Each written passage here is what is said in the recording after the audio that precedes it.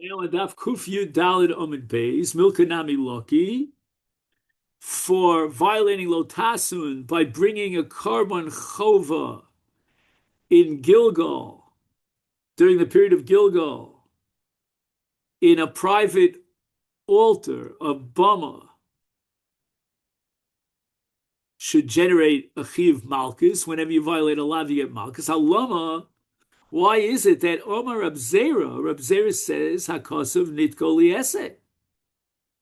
Now we have a principle in Losa says that there are Losa says that did not generate malchus because it's nitakli esse. Like for example, the Torah says lo sigzol, but then the Torah says hashiv teshavas agzela sher gozal, and now we have an essay that comes to be menatek to fix up the lav, and you don't get malchus for such a lav. So Abzera says that regarding this lav of lotasun for bringing a carbon prematurely, you don't get malchus. Why don't you get malchus? Because hakosiv nitkol liese.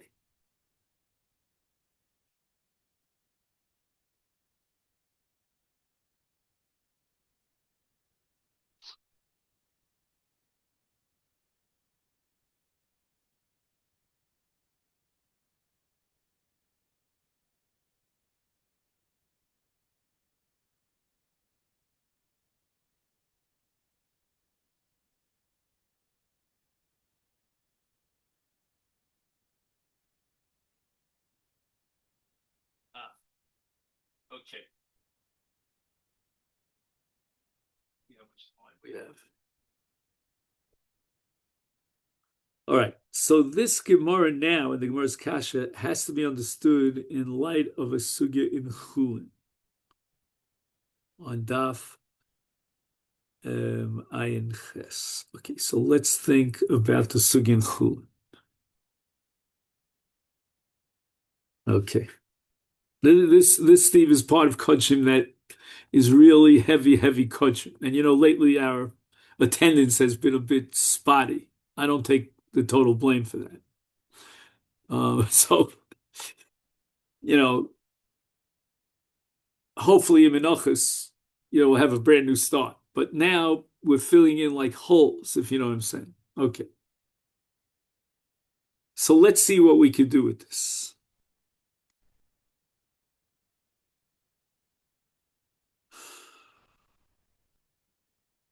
So the Gemara in Chulin is dealing with the case of Oso v'Espino, which means he went ahead and he violated the Torah's prohibition by shechting the mother and then the son animal on the same day. And he did it inside the Migdash.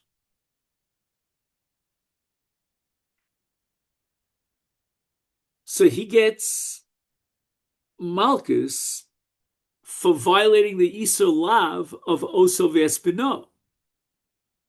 And the Gemara in Chulin is bothered by the fact that he doesn't get a second set of Malchus. 39 lashes is not enough. He should be getting 78. And why is that? Because he also violated this Isur of Lotasun because the ben that he shechted, the son, is premature.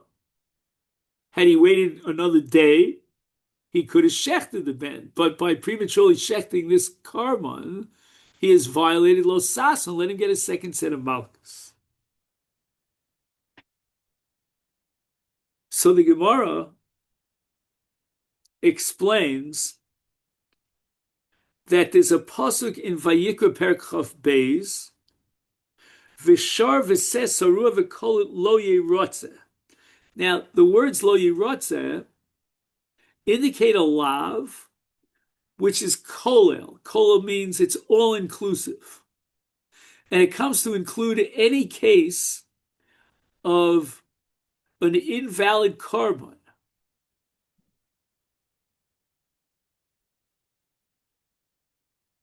Okay, we don't have to go into the whole detail about how the Gemara darshans the pasuk lo yirotze. It's based on the fact that v'shar v'seh was already quoted by the Torah in a previous pasuk.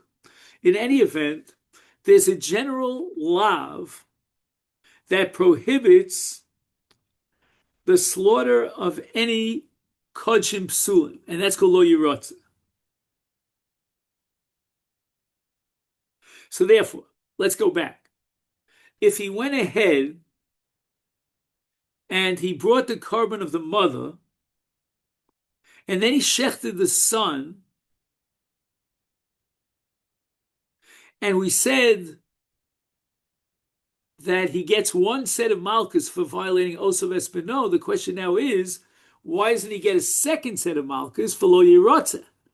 Because since we're holding now that a carbon mechusas man is possible, it has an invalidation, and therefore it comes under the general lav of lo yirotze. So he should not only get malchus for specific lav of osav espino, but also for the general lav of lo yirotze. And on that, Reb Zera comes up with his answer, nitko li ese.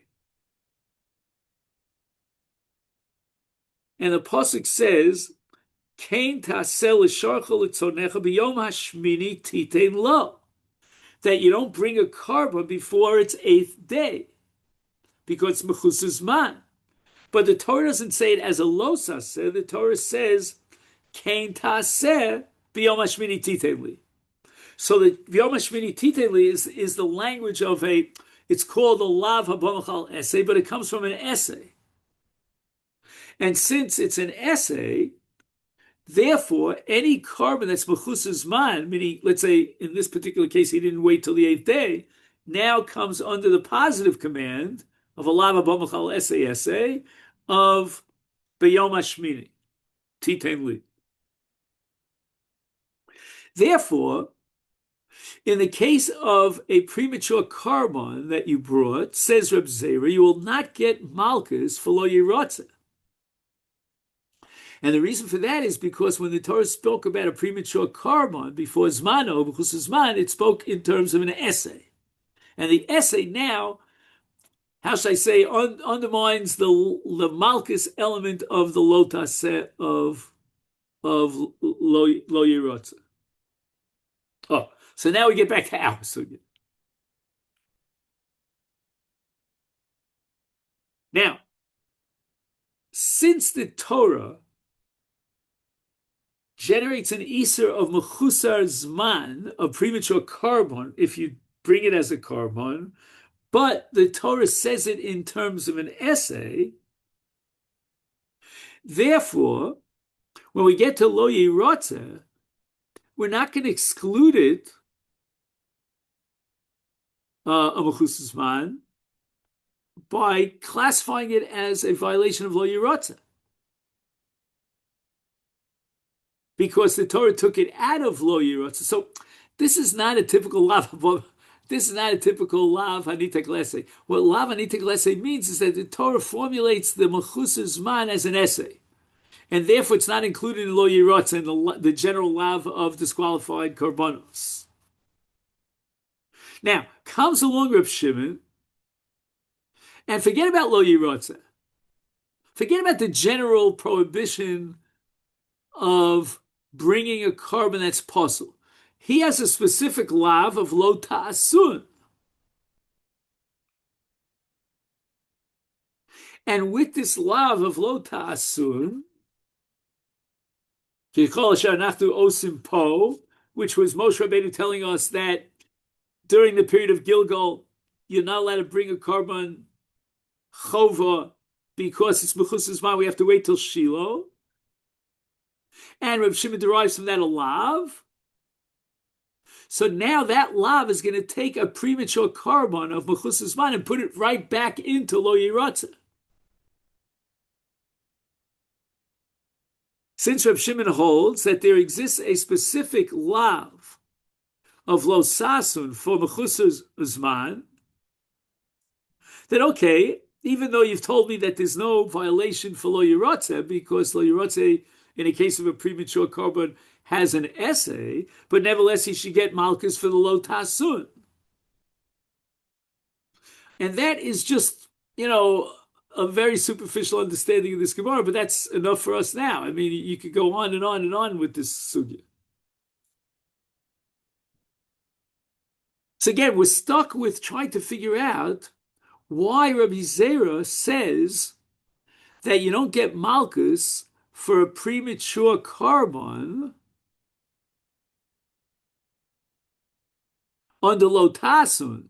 I'm sorry, under lo yirotze, let him get malchus for lotasun. The more answers hani mili rabbanon. You're missing the point here. Reb Zera agrees that you get a second set of malchus here for mechusar zman because of the lav, Reb Shimon's lav of lotasun. But we're going according to the Rabbanon. And Reb Zera was saying that according to the Rabbanon, who don't have this drasha of lotasun, therefore, you don't get malchus for a premature carbon because the only lav in the Torah of premature carbon would come under lo yirotze. And we said that with regard to premature children, there's an essay that is formulated by the Torah prohibiting you from bringing it prematurely. But the Reb Shimon Ochinami, according to Reb Shimon, you get malchus for shechting bno for one set of malchus, and you get of osavasmo, and you get a second set of malchus for violating lotasun for a mechusas zman. Rav Nachman bar Yitzchak Omar pnim de Gilgal legabi Shilo kechutz dami. Enochinami, Reb Shimon agrees that lotasun does not apply to shechting a karba mechusas man inside the mikdash because he understands that this is like chutz. In other words, it's not a question of mechusas man. We have to wait till the Mishkan reaches and is established in Shiloh. But if it's Gilgal and he shechts it inside the Mishkan in Gilgal, that's equivalent to chutz. So if you ask me why, according to Rav Shimon, just 1 second. If you ask me, according to Rav Shimon, why is he violating mechusas man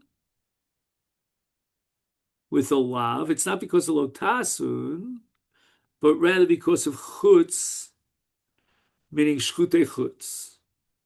Since the Torah insists that karban chova can be brought only in Shiloh, then if you bring that karban in the Mishkan in Gilgal, it's like bringing it outside of Shiloh.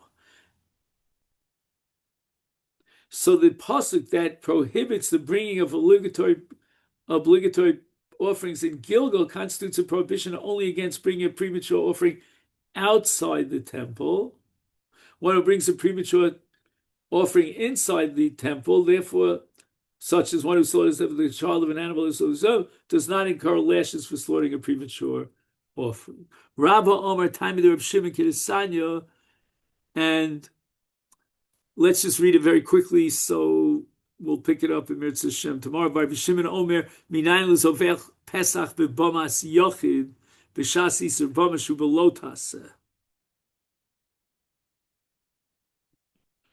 So Reb Shimon says that you violate a lav for mechusas man. He bases it on a person who shechts a karban pesach on a bamas yochid b'shas iser bamos, and he violates a lotaseh. So we're going to see in a minute that he shechted it before the 14th in the afternoon, so it's mechusas man, and even though it's right, and he violates the iser of shchita b'shas iser bamos. Talmud lomar lo suchal lizboch es ha-pesach. So how do you know lo suchal lizboach es ha-pesach is referring to shas? Maybe it's even during shas heter bamos, but you're in a bamas yachid. So the korban pesach is excluded from a bamas yachid. So yochel af b'shas heter bamos. Talmud lomar biachad sha'arech lo amarti l'choel b'shosha kol Yisrael nichnasim b'shar echad.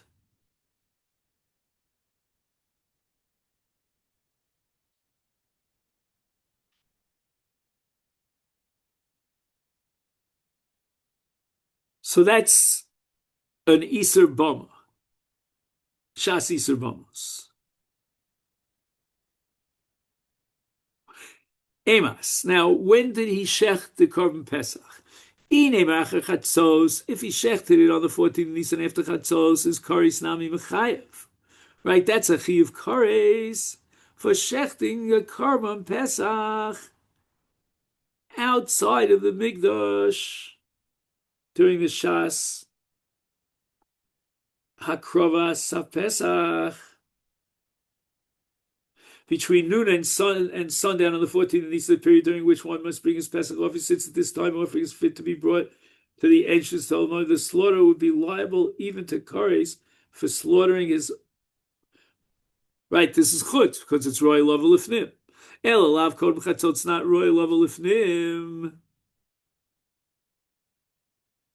which is very difficult in the brisa. But let's say just conceptually, so we have now a lav against slaughtering a premature animal outside the Mikdash. And it's premature because it's before the afternoon of the 14th, Kodem Chatzos. So it's Mechusas Man, and there's a separate lav. Right? What was the lav again? Lo suchal lizbach as Pesach. What's his name? Liolam acher chatzos. Ubeshas heter bamos. Koi. So the Torah is telling us that what? That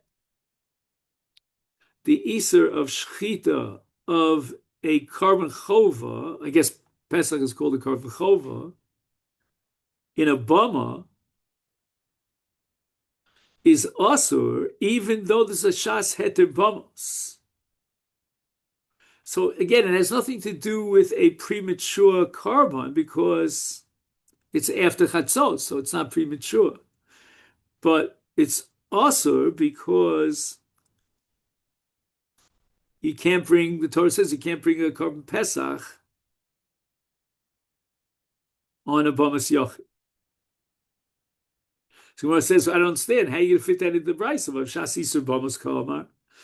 Iser Bama Lo, Heter Bama Lechaveru. For him, there's an Iser Bama. Because Korban Pesach, as we said before, is called a Korban Chova, and you can't bring it on even during a Shas Heter Bamos, on a private Bama. But Heter Bama Lechaveru. In other words, if his Chaver would do the exact same thing, but not with a Korban Chova like a Korban Pesach, but with a Korban Nidava like a Korban Ola, or a Korban Shlamim, I should say, then it would be mut. But it's also for him because it's a Korban Pesach, it's after Chatzos, and there's an Iser of Korban Pesach on a Bomas Yochid because it's a Korban Chova. And that brings us to the sugya of Mechusas Man, which Bli Neder will try to pick up tomorrow. Okay then?